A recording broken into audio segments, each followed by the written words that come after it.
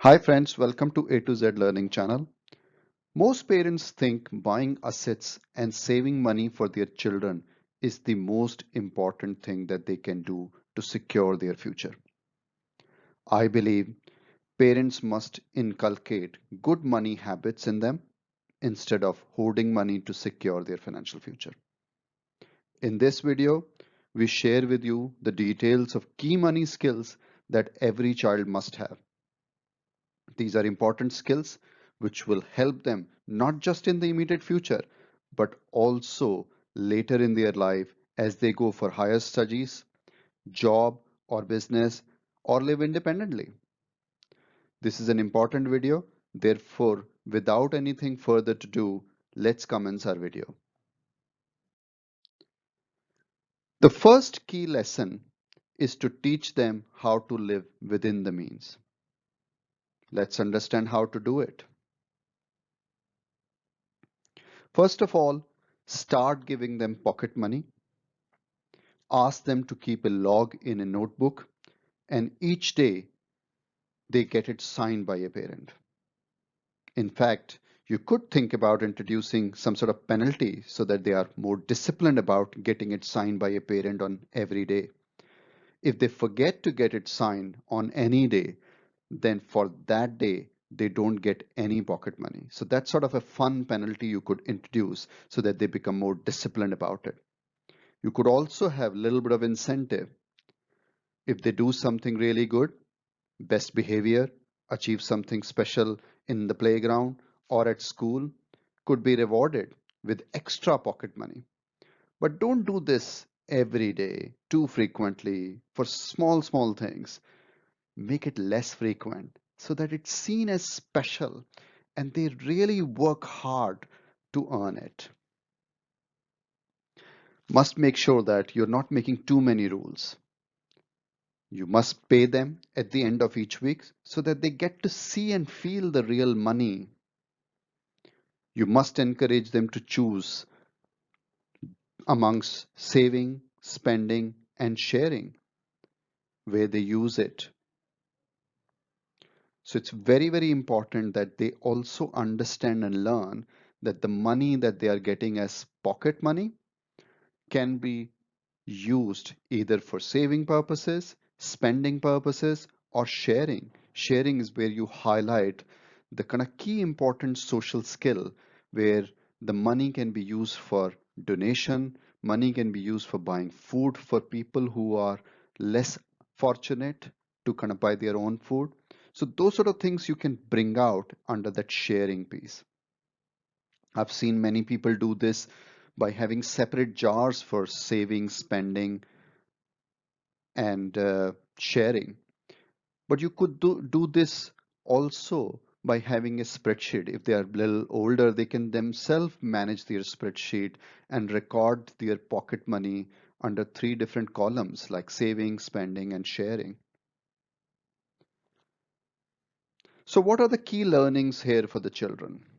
First of all, they learn to budget, they learn to track their transaction, they become disciplined about doing it every day because there is a penalty or there is an incentive if they do something really good, and there is a sense of earning. They do get that feeling that every week when the money gets paid that they have earned it. They've worked hard for 1 week, they have been disciplined about that, and then they have earned it. It also teaches them the most important thing is when you have multiple options, then how do you choose the one that is most suitable for you? So let's move to the second key skill now. The second key lesson is to learn how to grow your money. How do you do this? You can show them that if you keep that money that is meant for saving in the jar, it will remain the same amount of money even at the end of first month, second month, third month, or whatever the period is. Here you can teach them that saving is important, but if you don't invest, then money does not grow. So it's very important for them to kind of appreciate that money staying in a wallet or in a jar or in a drawer or with the parent, it just stays the same. It doesn't grow. For it to grow, they need to also understand. They also need to learn how to invest, where to invest. So this is where you can bring the concept of investment to them. You can start with only three options, which could be saving account, fixed deposits, and mutual funds.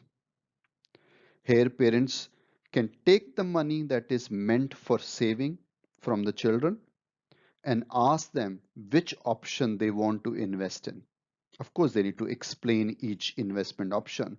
So they could say for something like saving account, they could say that if they're choosing to kind of invest in saving account, they will get 1% interest, or their money will grow by 1% every month. So say they're keeping 100 rupees in their saving and they are choosing saving account as their investment option, then after 1 month 100 rupees will become 101, and so on. If they, on the other hand, choose fixed deposits, they can't access money for 6 months. So you can draw out, as a parent, you can draw out that fact that money is locked in, money is taken away for 6 months. It is locked in. They don't have any access to that money. But after 6 months, they'll get more generous growth, a higher growth to their money. And you could say that your interest there would be 10%. So if they keep in a saving account 1% every month, they'll get only 6% at the end of 6 months. But in the fixed deposit, where there is an additional hurdle of them not able to access this money for 6 months, they will get 10% interest, which is a higher interest than the saving account. So you can bring the concept of interest through this growth story. You could then also talk about mutual fund as the third option. They can choose mutual fund where interest every month can go up and down. So explain them that there is a risk. You can have first month interest of 1%, second month you can get interest of 2%, but in the third month it will go down by 5%. This is where you bring out all those points that mutual fund money is invested in a stock market. If they're old enough, then you can talk about that stock markets go up and down and you can't really predict it. And by having this variable interest, that first month you're getting 1% interest, second month you're getting 2% interest, and third month it will go down. The whole value of your money will go down by 5%. Will help them understand that there is a volatility, there is a variability in the money that they can have at the end of each month. But if they keep it invested in the mutual fund for say 12 months, then they get 20% growth, 20% interest. This will teach them risk of money going down, but longer term, it pays you better interest. If kids are a bit older, as I said, familiarize them with the stock market, use the news channels or newspapers to highlight to them when the markets significantly go up or down. But don't do it with the younger children because they may not follow it. And when you talk about these interests, make sure that you're talking in the language of growth, growing your money, because interest as a concept may be alien to them, but they'll understand that your money will grow. And use the term interest so that they familiarize with them, but use the growth as a key theme so that they better understand and appreciate. Most important thing here is that you must let them choose the investment option. You can explain them all the detail so that they understand they have full information to make their decision, but don't make the decision for them. Let the child choose the investment option, and only then they will have the real experience of the consequences of choosing that investment option. This is the skill that most parents don't teach their children until they are adult. While we'll all agree that there are huge benefits of children learning about this at the earliest possible, at the younger age, at their childhood. So what are the key learnings from this particular skill? First key learning is the investment is essential to grow the money. Just saving doesn't help them grow the money. Saving help them keep some money for a future need, for a future use, but it keeps the money same. It does not grow it. Other learning would be interest rates. Interest rates is nothing but the growth that they will get in their money. They will also learn the lock-in period, like fixed deposit will be locked in for 6 months. They'll also get that the concept of risk. If you have more risk, then there is a higher return, which is what you will tell them through mutual fund, where there is a variability, volatility in the interest, the growth that they can experience. And of course, it will also teach them the art of choosing, art or science of choosing from multiple options. Let's move forward. Now, the third skill is about helping them learn how to set goals and work towards achieving them. How to do it?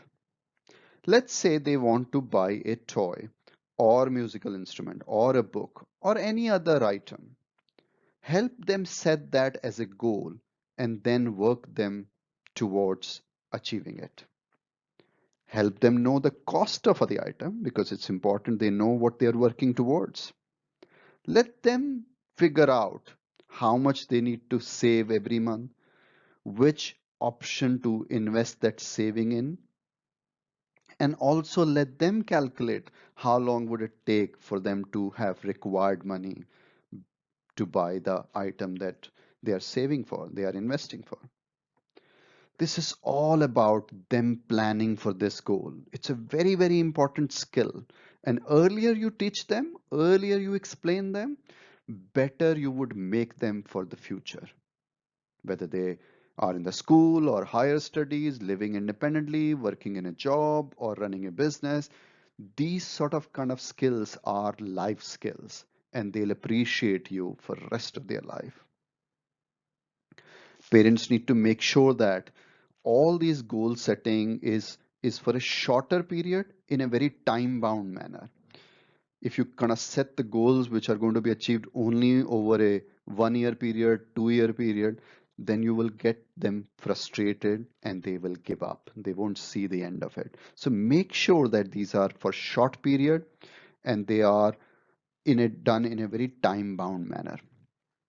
Parent must also be ready to pay for the shortfall if they think child has done this very, very sincerely and the best way possible. But for some reason, they're still a little short on the money that is needed to purchase the book or musical instrument or the toy that they have saved for. Then pay them. Give them the teaching, not the hardship. So pay them. So what are the key learning from this? Clearly, they'll learn to set the goals. They'll learn how to work towards achieving those goals. They will also have the main life skill of making those sacrifices. When you choose something, you're sacrificing some other thing. So they'll learn that. They'll also learn the importance of choosing right investment option. If they need money at the end of 6 months, but they're choosing mutual funds, so they're saving little amount, they will have the risk of money value going down also. Of course, it will teach them the art of choosing from multiple options. Now let's move to the next skill. This is about making them aware about the frauds, the risks that are there in the external environment. How do you do it? You can do this in number of ways. You talk about day-to-day examples from the newspapers or your social circle where people have experienced some sort of fraud. So bring them, narrate those stories to them so that they appreciate with the real examples. You highlight the need for keeping ATM pins, credit card pins, the passwords for internet banking. If they have a library account, keeping that passwords, etc., very secure and private. Because if they don't do that, you can demonstrate that anyone can act as if they are. Means they can withdraw the money, they can make the fraud, they can take all their money, and which will mean a huge loss for them. Use also this opportunity if they're keeping their weekly pocket money in an unsecured manner. Say they're leaving it in the drawer or on the table, their wallet which has got their cash, then take some money away and highlight that if you keep money in such an open fashion, in an insecure way, then it can be stolen, it can be lost. You need to make sure that you do all this so that they are more aware, they're more alert, not to create panic. Don't kind of say that the world around them is so bad. So don't create panic, but that alertness, they need to look after their valuables. All that need to be done in a proportionate manner so that they learn the kind of life skill, not get panicked about it. So what are the key learnings from this? Concept of keeping things private and safe, they learn. They'll also learn that there has to be a right balance in terms of convenience and the discipline of keeping important things safely, and also kind of the risk that is attached if they are kind of left it in a insecure fashion. So they learn all that. Now we move to the final set of skills that are important for children to learn at the earliest possible. Here we will share with you other helpful money skills that are important for children to learn. First of all, teach them how to use ATM. When next time you go to withdraw cash from the ATM, take them along. Make sure that they observe the whole process that you follow when you withdraw money from ATM. If they are, say, 10-year or older, let them do basic online transactions. For example, you could kind of ask them to do the food ordering. If it's a Friday evening, you want to order some pizzas, you can ask them to order that for the whole family. You could ask them to do some basic online purchases from, say, Amazon or Flipkart, things like that. You could also ask them to book a movie ticket, etc. This will help them know how do you perform those transactions online in a very safe and secured manner. Also teach them how to read bank statements. When next time you get your bank statement online or email or whatever, open that and help them read it, help them appreciate what is debit, what is credit. The money that comes in is probably one or two entries. You could also show them the interest that you're earning or your bank account. That is a credit, that's the money coming in to them. Debit is all the expenses that they incur, all the money that goes out. So all that can be explained to them with the help of a bank statement. You could kind of play some money games, and this is where the good old game of Monopoly comes very, very handy. It's a very, very important game that all children should play. And I think most importantly, you need to keep in mind that you do this as a parent, you do this in a very fun way. You enjoy it with them so that they find it simple to follow, a fun to kind of do with you. We hope you find the content of this video simple and helpful. Please do let us know if you have any comments on this. We would also urge you to become part of our viewers community and help us pick up the topics and agenda that is most important for you. Please subscribe to our channel and become part of our viewers community, our channel A to Z Learning. Please subscribe it if you have not done it already. Thanks for watching our video and have a good day.